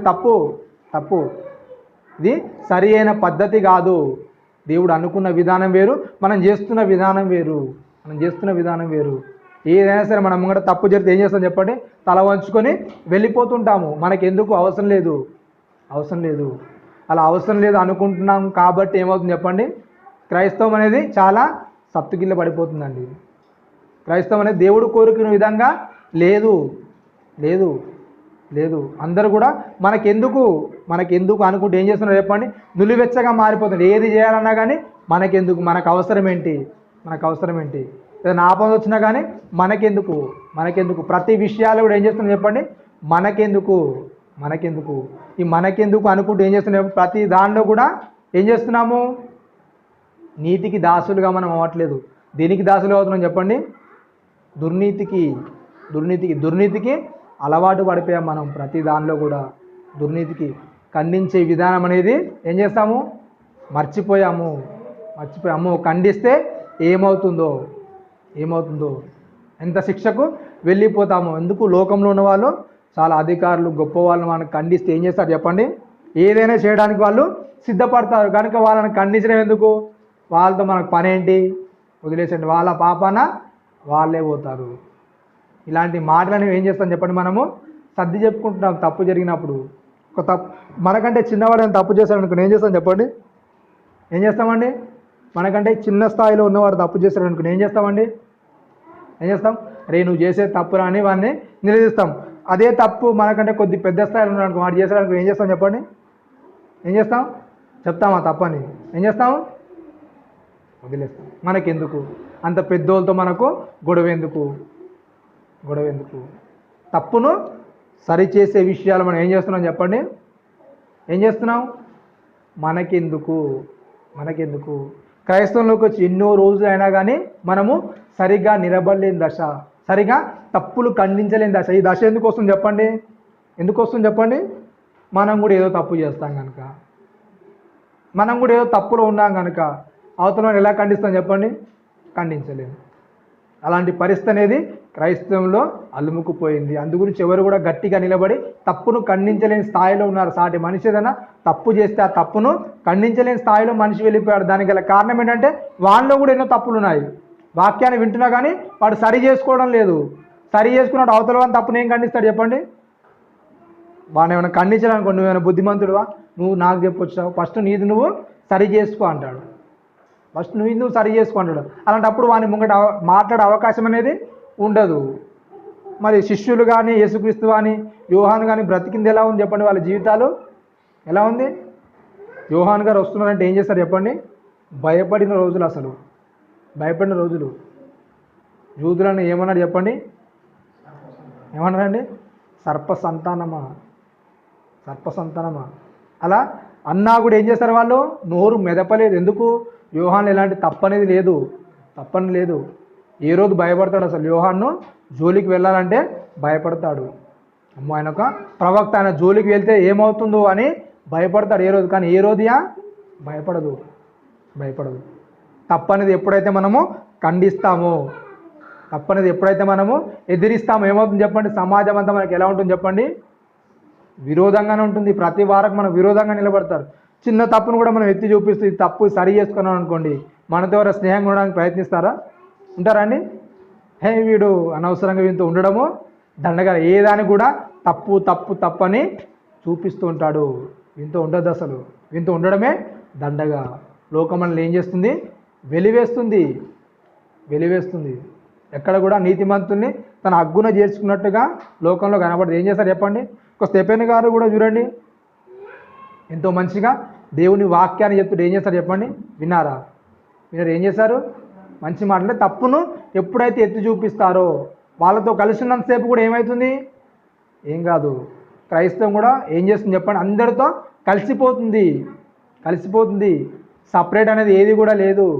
మీరు ప్రత్యేకంగా ఉండండి. మీరు లోకానికి ఏం చేయండి, వేరుగా ఉండడం దేవుడు చెప్పాడు. కానీ వేరుగా ఉండలేకపోతున్నారు. కనుక ఏంటి, క్రైస్తవులకు శ్రమలు అనేవి ఏవి కూడా రావట్లేదు. మీకు ఏమైనా శ్రమలు వస్తున్నాయండి క్రైస్తవులు ఉంటూ, వస్తున్నాయా, రావట్లేదు. ఎందుకు, మనం వాక్యానుసారంగా బ్రతకట్లేదు కనుక మనకు శ్రమలు అనేవి రావట్లేదు. వాక్యానుసారంగా ఎప్పుడైతే బ్రతకడానికి ఇష్టపడతామో మనలో శ్రమలు అనేవి నెరవేరుతాయి. చాలామంది అనుకుంటే ఏం చేస్తారంటే ఈ 40 రోజులు ఉపవాసం ఉంటే అదే శ్రమల దినాలు అనుకుంటుంటారు. 40 రోజులు ఉపవాసం ఉంటే ఏం చేస్తున్నారు చెప్పండి, ఏం చేస్తున్నారు, దానికి కావాల్సిన ఎనర్జీ అంతా తీసేసుకుంటున్నారు. దానికి కావాల్సిన ఎనర్జీ పైకి మాత్రం ఏంటి, 40 రోజులు ఉపవాసాలు, దానికి తగినట్టుగా జ్యూస్లు అనేవి ఓఆర్ఎస్లు అనేవి తీసుకుంటూ ఉన్నారంట. అది తీసుకున్నాక మనకు అన్నంతో పని ఏది కూడా ఉండదు. వాళ్ళు 40 రోజులు అలాగే చేస్తారండి? మోషే కానీ యేసుక్రీస్తు వాళ్ళు 40 రోజులు అలాగే చేస్తారా? ఎలా చేస్తారు మరి ఉపవాసము? సపరేట్ వాళ్ళు ఏది కూడా తీసుకోలేదు 40 రోజులు. దైవ జ్ఞానాన్ని పొందడానికి, తమను తాము మలుచుకోవడానికి, తమ చేతిలో తమ శరీరం చెప్పిన విధంగా వినడానికి, లోబరచడానికి 40 దినాలు వాళ్ళు చేశారు ఉపవాసం. మరి వీళ్ళు ఏం చేస్తున్నారో చెప్పండి? ఆచారంగా అంతే, ఒక ఆచారము జరగాలి అంతే. అప్పటి నుంచి కొనసాగుతుంది కదా, అదే మనము జరిగించాలి, అదే మనం జరిగించాలని ఏం చేస్తున్నారు? అలవాటు పడిపోయారు. అలవాటు పడిపోయారు. ఎవరు కూడా ఖండించడానికి కానీ హెచ్చరించడానికి కానీ ముందుకు రావడం లేదు. తప్పుని ఎక్కడ కూడా ఏం చేస్తున్నారు చెప్పండి? పర్లేదు ఏ తప్పు జరిగినా కానీ మనకు పర్లేదు అని ఏం చేస్తున్నాం? వదిలేస్తున్నాం కనుక ఏంటి, మనకు శ్రమలు అనేవి ఏవి కూడా రావు. పక్కవాని విషయాల్లోనికి వెళ్తేనే మనకి ఏమొస్తాయి చెప్పండి? తప్పును మనము ఖండించినప్పుడే శ్రమలు అనేవి మనకు ఎదురవుతాయి. ఈ తప్పు నువ్వు జరిగిస్తున్నావు ఉన్నప్పుడు అవతల వాడి నుంచి ఏమవుతుంది? ద్వేషం అనేది ఎదురవుతుంది మనకు. వానితో కలిసి తప్పును మనం ఓకే అన్నప్పుడు వానికి మనకు ద్వేషం ఏముంటుందండి? ఉంటుందా? విరోధం ఏమైనా ఉంటుందా? ఏముండదు. వాడు మనము ఒకటే అయిపోయాం, ఇంకేం విరోధం ఉంటుంది? వాడు తప్పు ఎప్పుడు మార్చుకుంటాడా? వాని తప్పును నువ్వు ఖండించినప్పుడు వాడు తప్పు మార్చుకుంటాడా? మార్చుకోడు. ఎందుకు?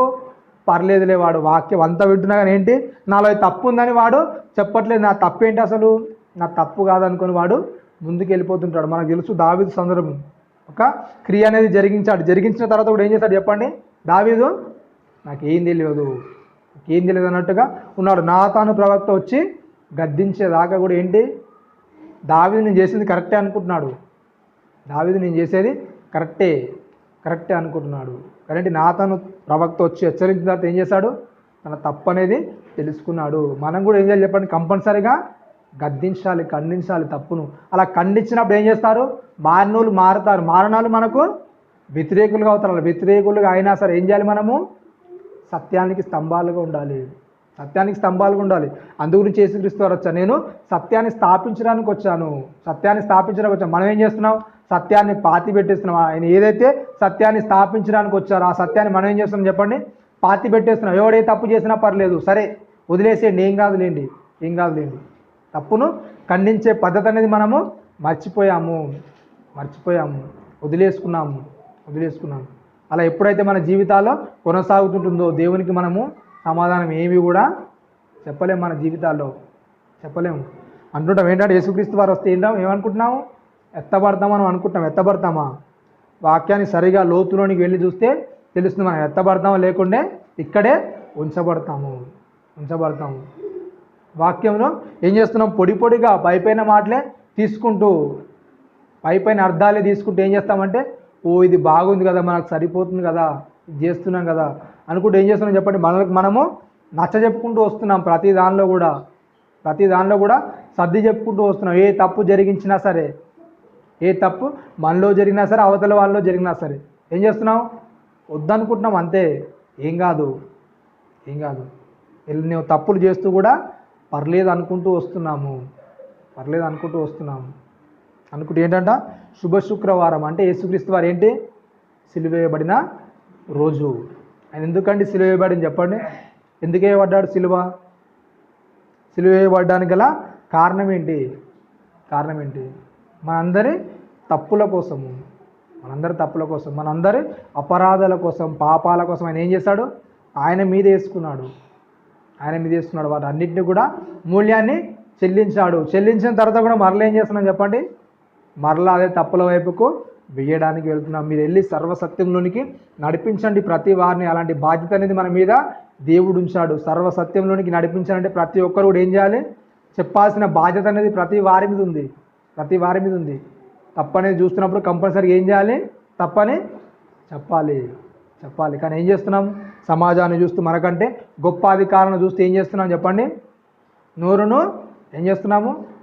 నొక్కేసుకుంటున్నాము. అది తప్పని తెలుసు కానీ ఏం చేస్తాము? తప్పని చెప్పలేము. ఏదో అయిపోతుందని భయము. దేవుడు మనతో ఉన్నాడు కానీ ఏం చేస్తాం చెప్పండి? మర్చిపోతాం. లోకంలో ఉన్నవానికంటే దేవుడు చాలా శక్తివంతుడు. కానీ ఆ విషయాన్ని మనం ఏం చేస్తాం చెప్పండి? మర్చిపోతాం. ఆ సందర్భంలోకి వస్తారనే మనకు దేవుని కంటే ఎక్కువగా ఈ ముందున్న వ్యక్తి ఎక్కువగా మనకు కనబడుతుంటాడు. తప్పుని ఖండించాలంటే ముందున్న వ్యక్తి మనకు పెద్ద వ్యక్తిగా అవుపడుతుంటాడు. కాబట్టి మొట్టమొదటిగా మనం ఏం చేసుకోవాలి, మనలో ఉన్న తప్పులను సరి చేసుకోవాలి. మనలో ఏ తప్పు అనేది లేకుండా సరి చేసుకోవాలి. ఆ తర్వాత ఏం చేయాలి, అవతలి వాళ్ళను సరి చేయడానికి బయలుదేరాలి. ప్రతి సంఘంలో కూడా ప్రతి ఆదివారం మనము సంఘానికి వస్తుంది. ఎందుకంటే ముందుగా ఏం చేసుకోవాలి, మన తప్పులు సరి చేసుకోవాలి. మనలో ఏవైతే తప్పులు ఉన్నాయో అందు గురించి నేను మాట్లాడే ప్రతి అంశం కూడా మనకు కనబడని చిన్న చిన్న తప్పులు. అవి చిన్న తప్పులు మనలో ఉన్న కోపం కానీ క్రోధం కానీ అవి ఏంటంటే పెద్ద తప్పుగా అనుకోము. మనం పెద్ద తప్పులు కదా అని వివరించుకోము. పర్లేదు ఇవి ప్రతి మనిషిలో ఉండేవే కదా అనుకుంటాం. కానీ ఏంటి, అవి కూడా మనలో ఉండొద్దు. అవి కార్యరూపం దాలుస్తాయి. చివరికి మనల్ని పరలోకానికి వెళ్లకుండా చేస్తాయి. ఈ నులివెచ్చని స్థితి అనేది కూడా మనము మాట్లాడుతున్నాం. అందులో కూడా ఏంటంటే అలా నులివెచ్చగా ఉంటూ ఏం చేస్తాం, మనం దేవునికి దూరం అయిపోతుంటాము. ఎన్నో విషయాల గురించి మాట్లాడుకుంటున్నాం. మనం మరలా ఏం చేస్తాం చెప్పండి, అవన్నిటిని కూడా మర్చిపోతాం. మరలా గుర్తు చేస్తే గుర్తొస్తుంది, లేకుంటే వాటి గురించి ధ్యాసే ఉండదు. ఆనాటి యూదులు కూడా అదే చేస్తారు. ఏంటి, వాళ్ళు వచ్చి మరలా లేవనెత్తే దాకా ఆ విషయాల గురించి ఎవరికి కూడా తెలియదు. వాళ్ళు పట్టించుకోవడం లేదు. పేరుకు మాత్రము పెద్దలు, శాస్త్రులు ఎన్నో విషయాలు పాత నిబంధనలు చెప్పినా కానీ నికోదేము వచ్చి మరలా కొత్తగా అడుగుతాడు యేసుక్రీస్తు వారిని కొత్తగా అడుగుతాడు మరలా. అదేంటి, నువ్వు ధర్మశాస్త్ర ఉపదేశకుడివి అంతమందికి నువ్వు బోధిస్తున్నావు, మరి ఏం బోధిస్తున్నావు అన్నప్పుడు ఏంటి తెలియదు. మరలా తెలుసుకోవడానికి వచ్చాను నికోదేము. మనలో కూడా ఏం చేస్తామంటే తెలుసుకోవడానికి ఏం చేస్తాం చెప్పండి, ఇష్టపడం. ఏదన్నా డౌట్ అనేది వచ్చిందనుకోండి, చెప్తారా చెప్పండి, ఈ డౌట్ అనేది వచ్చిందండి, డౌట్ అనేది వచ్చినప్పుడు ఇది అర్థం కాలేదని లేసి అడుగుతారా చెప్పండి, అడగరు. ఎందుకు, అవసరం లేదులే మనకి, ఎందుకు ఆ డౌట్ అనేది అలాగే ఉండిపోవాలి. మరలా వాళ్ళు వచ్చిన మరొక డౌట్ అది అలాగే ఉండిపోవాలి. ఏ డౌట్ వచ్చినా ఏం చేస్తాం చెప్పండి, మనము అలాగే ఉంచుకుంటాము.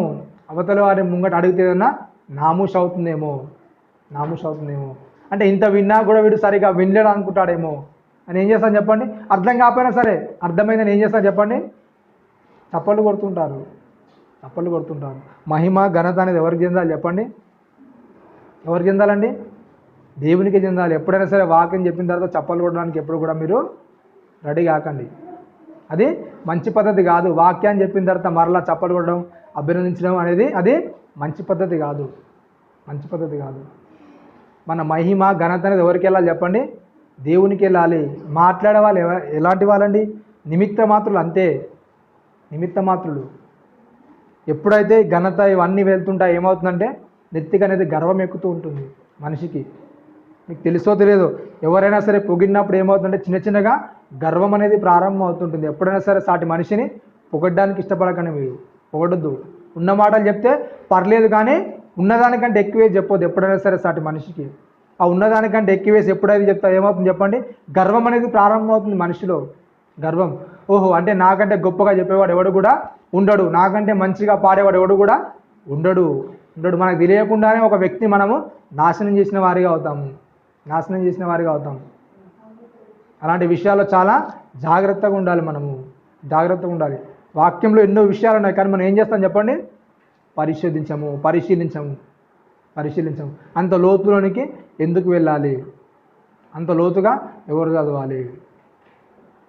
కానీ ఇక్కడ లూకా గారు ఏం చేస్తున్నారంటే జాగ్రత్తగా పరిశీలిస్తున్నారు ప్రతి దాన్ని. యేసుక్రీస్తు వారి జీవితాన్ని మొత్తం ఏం చేశాడు చెప్పండి, మెన్షన్ చేశాడు లూకాసు వార్తలో. యేసుక్రీస్తు వారి జీవితాన్ని ఆయన పుట్టినది మొదలుకొని 33 సంవత్సరాల వరకు మెన్షన్ చేశాడు. చాలా జాగ్రత్తగా పరిశీలించి యేసుక్రీస్తు వారు ఉన్నప్పుడు ఉన్నాడంటే లేడు, కానీ ఏం చేశాడు చెప్పండి, ప్రతి దాన్ని ఏం చేశాడు, స్వీకరించాడు లూకా గారు. ప్రతి వారి దగ్గర నుండి 50 నుండి 56 మధ్యలో ఈ సువార్త అనేది రాయబడింది. యేసుక్రీస్తు వారు వెళ్ళిపోయింది ఎప్పుడు చెప్పండి, 33.5 సంవత్సరాలు. 33లో వెళ్ళిపోయాడు. ఈయన 56లో వచ్చాడు. అంటే ఏం చేశాడు, ఆ ముందుందంటే ఏం చేశాడు చెప్పండి, లూకా గారు ఏం చేశాడు, స్వీకరించాడు. అందరి దగ్గర నుండి తెలుసుకున్నాడు, అడిగి ఏమైంది, సందర్భం ఏంటి, అసలు ఎలా జరిగింది, ప్రతి విషయాన్ని కూడా లూకా గారు చాలా బాగా మెన్షన్ చేసిన విధానాన్ని చూస్తాం. అన్ని సువార్తల కంటే లూకా సువార్త జ్ఞానం అనేది ఎక్కువగా ఉంటుంది యేసుక్రీస్తు వారి గురించి. యేసుక్రీస్తు వారికి దగ్గరగా ఉన్నదాని ప్రతి దాన్ని కూడా లూకా గారు మెన్షన్ చేసిన విధానాన్ని చూస్తాం మనం. అన్ని సువార్తల కంటే 60% ఎక్కువగా లూకా గారు చేస్తారంట. లూకా గారు ఎక్కువగా పరిశీలించారు ప్రతి దాన్ని కూడా. యేసుక్రీస్తు వారిని చాలా దగ్గరగా జరిగిన సంగతులు ఏంటి, సంఘటనలు ఏంటి, ఆయన బోధించిన ఉపమానాలు ఏంటి, చాలా దగ్గరగా వెళ్ళి పరిశోధించాడు. ప్రతి దాన్ని కూడా రాసుకున్నాడు. ఈయన రాసినవన్నీ 2 ఒకటి లూకా సువార్త, అలాగే అపోస్తుల కార్యములు. ఈ 2 ఆయనే రాశాడు లూకా గారు. ప్రతి దాన్ని కూడా చాలా జాగ్రత్తగా పరిశీలించి సత్యమా కాదా వాటన్నిటిని కూడా ఆలోచించి చాలా జాగ్రత్తగా ఆయన రాశాడు. అలా జాగ్రత్తగా రాసిన విషయాన్ని జాగ్రత్తగా చదవాలంటే ఏమైపోతుంది చెప్పండి? మనకు బద్ధకమైపోతుంది. అది చదవాలంటే చాలా బద్ధకమైపోతుంది. అనేక విషయాలు మనం ఏం చేస్తుంటే వాక్యాన్ని నిర్లక్ష్య పెడుతుంటాము, వద్దనుకుంటాం. వాక్యాన్ని సరిగా పట్టించుకోము. ఏది జరిగినా సరే పర్లేదు అలాగే ఉంటుందిలే, వాక్యాన్ని తీసి చదవడానికి ఇష్టపడము. ఒక సెమినార్కి మేము వెళ్తున్నప్పుడు ఒక ఆవిడ వచ్చింది, పెద్ద ఆమె, చాలా ఏజున్నామనే ఆమె వచ్చాడు. ఏంటంటే యేసుక్రీస్తు వారు ఎక్కడ పుట్టారంటే పశువుల పాకలో పుట్టారంట. మరి ఎక్కడుందామో వచ్చినామంటే చెప్తుంది, మా పాస్టర్ గారు చెప్పారండి. బైబిల్ అనేది ఉంది, కానీ ఏంటి బైబిల్ అనేది ఎన్నడూ తెలిసిన రోజులు లేవు. ఏదో చెప్తున్నాడు, వింటున్నారు, అంతే.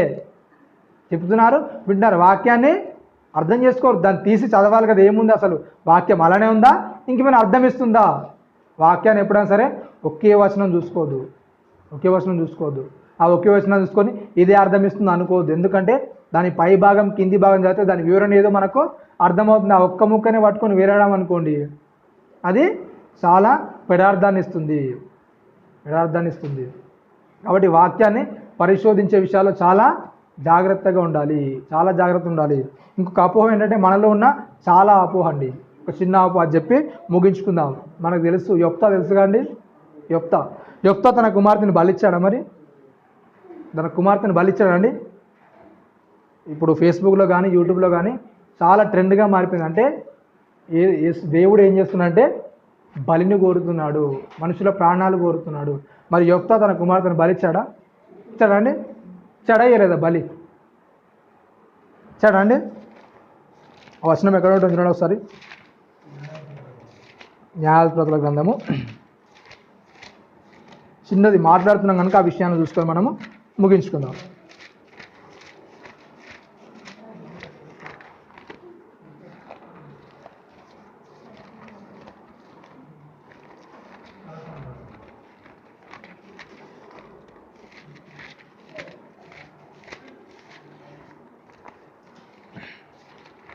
పదకొండో అధ్యాయం ఉంటుంది న్యాయాధిపతుల గ్రంథం.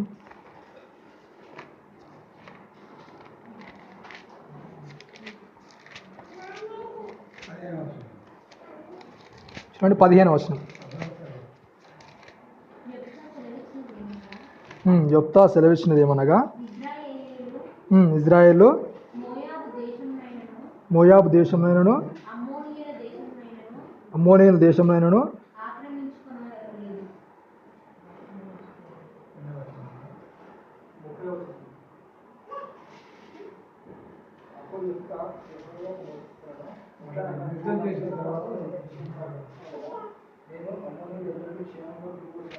ముప్పై వచనం చూడండి. 30 నుండి చదవండి. 30 వచనం. అప్పుడు యొప్తా యెహోవాకు మొక్కుకొనెను, ఎట్లనగా నీవు నా చేతికి అమోనీయులను నిశ్చయముగా అప్పగించిన యెడల నేను అమోనీయుల యొద్ద నుండి క్షేమముగా తిరిగి వచ్చినప్పుడు నన్ను ఎదుర్కొనుటకు నా ఇంట ద్వారము నుండి బయలుదేరి వచ్చినది ఏదో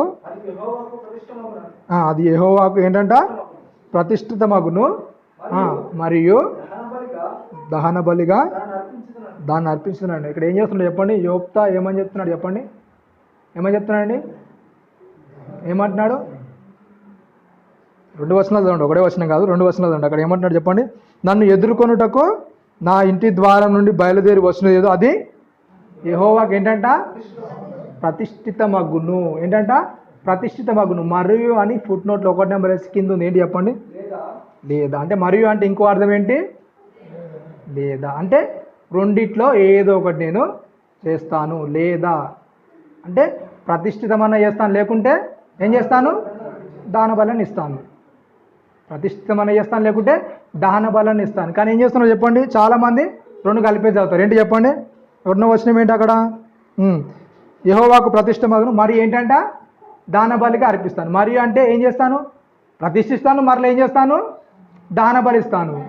ఈ రెండింటిని ఏం చేస్తున్నారు? కలిపి చదివిస్తున్నారు. కానీ ఫుట్ నోట్లో ఏమన్నా చెప్పండి? లేదా. అంటే ప్రతిష్ఠితాన్ని ఇస్తాను, లేకుంటే దాన బలాన్ని ఇస్తాను. ప్రతిష్ఠితం అంటే ఏంటి చెప్పండి?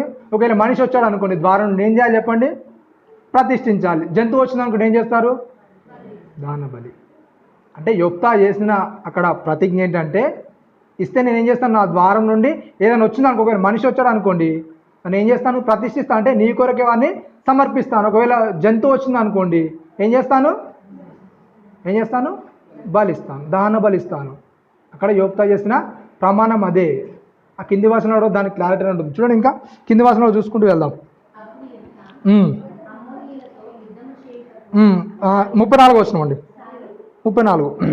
యోప్తా మిస్మాలోనున్న తన ఇంటికి వచ్చినప్పుడు అతని కుమార్తె తంబురులతోనూ నాట్యంతోనూ బయలుదేరి అతని ఎదుర్కొనను. ఆమె గాక అతని మగ సంతానమే కానీ ఆడ సంతానమే కానీ లేదు. కాబట్టి అతడు ఆమెను చూసి తన బట్టలు చింపుకొని, అయ్యో నా కుమారి, నన్ను బావుగా కృంగజేసి నీవు నన్ను తల్లడింపజేసిన వారిలో ఒకటివైతివి. నేను యెహోవాకు మాట ఇచ్చున్నాను కనుక వెనుతీయలేననగా. ఏం చేశారంట? ఈ వచనాన్ని పట్టుకుని ఏమనుకుంటారు చెప్పండి? ఇది కూడా పట్టుకుని ఏమనుకుంటారు? యోప్తా గారు ఏం చేస్తున్నారు చెప్పండి? తన బట్టలు చింపేసుకున్నారు, బాధపడుతున్నారు. ఎందుకు బాధపడుతున్నారు చెప్పండి? బలిస్తానన్నాడు కనుక బాధపడుతున్నారు అనుకుంటారు. కానీ ఏంటి? యోప్తా యొక్క చరిత్ర చూడగలితే యోప్తా ఎవరు ఉంటాడు చెప్పండి? ఒక వేశ్యకుమారుడు.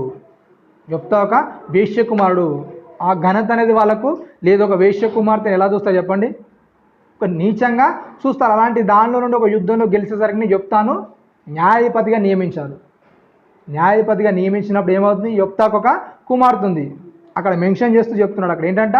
అతనికి ఒక కుమార్తె ఉంది. ఇంకా మగపిల్లలు కానీ ఆడపిల్లలు కానీ ఎవరు కూడా లేరు.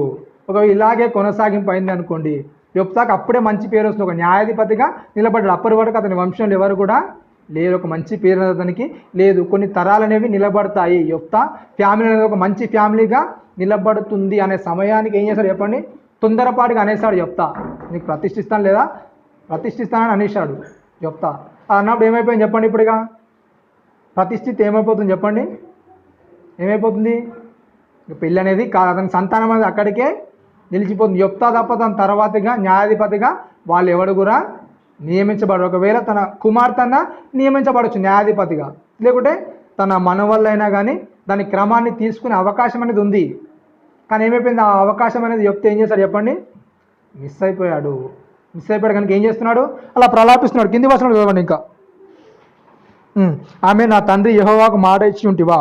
నా నోట నుండి బయలుదేరిన మాట చొప్పున నాకు చేయుము. నీ నోట నుండి బయలుదేరి మాట చొప్పున నాకు చేయుము. యెహోవా నీ శత్రువులైన అమ్మోనీల మీద పగ తీర్చుకొని ఉన్నాడు అతను. మరియు ఆమె నా కొరకు చేయవలసినదనగా 2 నెలల వరకు నన్ను విడువము. నేను నా చెలికత్తెలను పోయి కొండ మీద ఉండి ఏంటంట నా కన్యత్వమును గూర్చి ప్రాలాపించదునని తండ్రితో చెప్పక ఏం చేసిందంట? ఎవరైనా దహన బలిస్తా అంటే ఏం చేయాలి చెప్పండి? నిజంగా ఆ వాక్యం దహన బలి గురించి అయితే అక్కడ మెన్షన్ చేసిన వర్డ్ ఏంటి చెప్పండి? ఏమనుంది అక్కడ?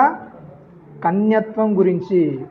కన్యత్వం గురించి అంటే ఆమె ఉన్న జీవితకాలం అంతా ఎలా ఉండాలి చెప్పండి? ఇక ప్రతిష్ఠితం అంటే ఎలా ఉండాలి?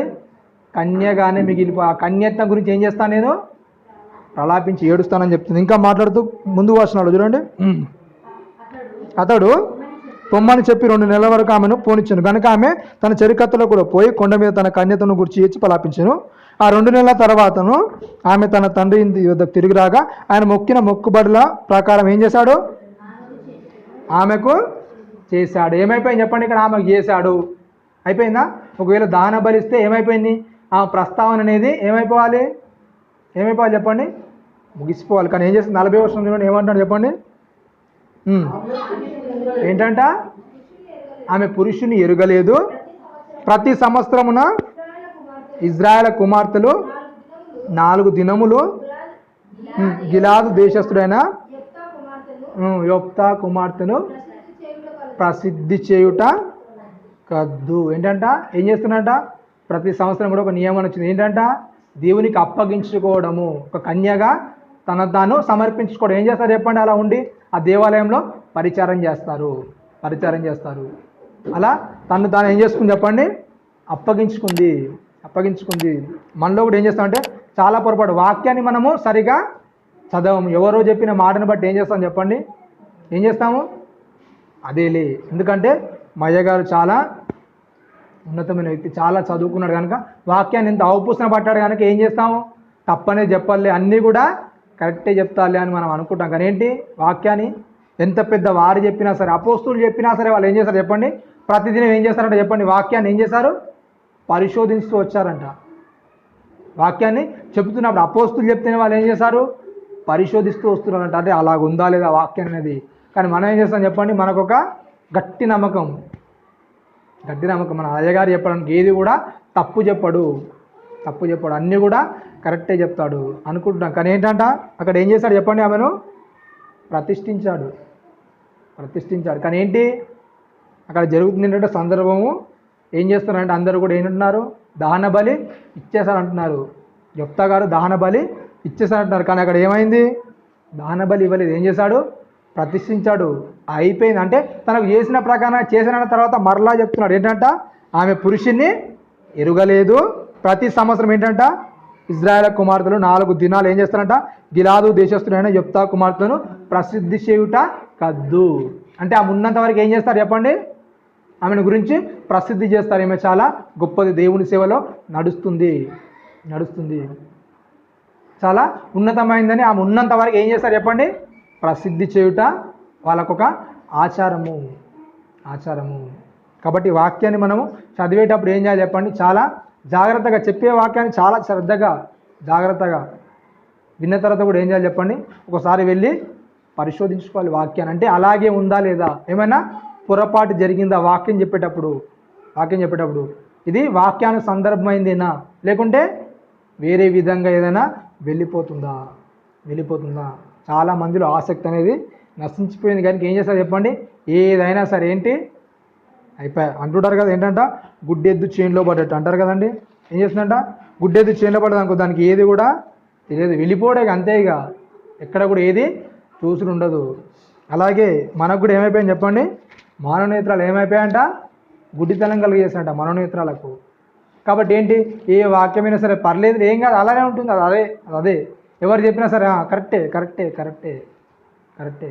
ఇలా అలవాటు పడిపోయారు క్రైస్తవంలోకి వచ్చిన తర్వాత. ఏది చెప్పినా సరే పరిశోధించే పని లేదు. ఎందుకు, ఉచితంగా వండి పెడుతున్నారు కదా, ఫ్రీగా వండేస్తున్నారు కదా, మనకు వండుకునే అవకాశం అనేది లేదు కదా. ఉచితంగా పెడుతున్నప్పుడు ఏం చేయాలి, బాగా తినేసేయాలి. అది సరిగా ఉండకపోయినా సరే తినేస్తే అయిపోతుంది. అలాంటి వారిగా మరి ఏమైపోయింది, సమాజం అనేది తయారైపోయింది. ఈ వాక్యాన్ని పరిశోధించే పద్ధతి అనేది మనిషి ఏం చేస్తున్నాడు, వదిలేసుకున్నాడు. ఎందుకు, ఎంతో బిజీ అయిపోయాడు మనిషి. కనుక ఏం చేస్తాడు, వాక్యాన్ని పరిశోధించాలంటే అంత టైం అనేది లేదు. కనుక ఏం చేస్తాడు, ఏది చెప్పినా ఎవడు చెప్పినా సరే దానికే సై అంటాడు. అదే కరెక్ట్ అంటూ ఉంటాడు.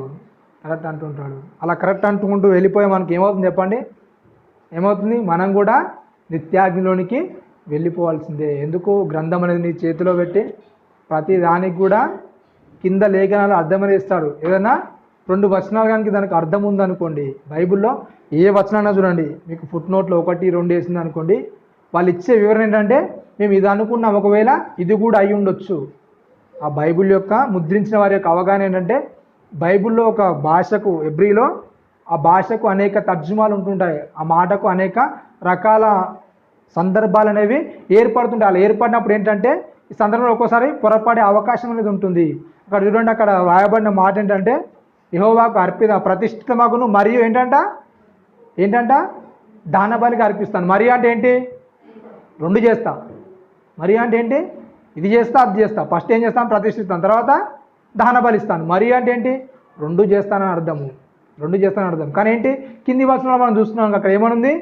దాని అర్థం అది కాదు, ఇది కూడా అయి ఉండొచ్చు, ఆ సందర్భాన్ని బట్టి ఇది కూడా అయి ఉండొచ్చు. లేదా అంటే ప్రతిష్ఠిస్తాను, లేదా ఏం చేస్తాను? దహన బలిస్తాను. రెండిట్లో ఏదో ఒకటి మాత్రమే చేస్తాను.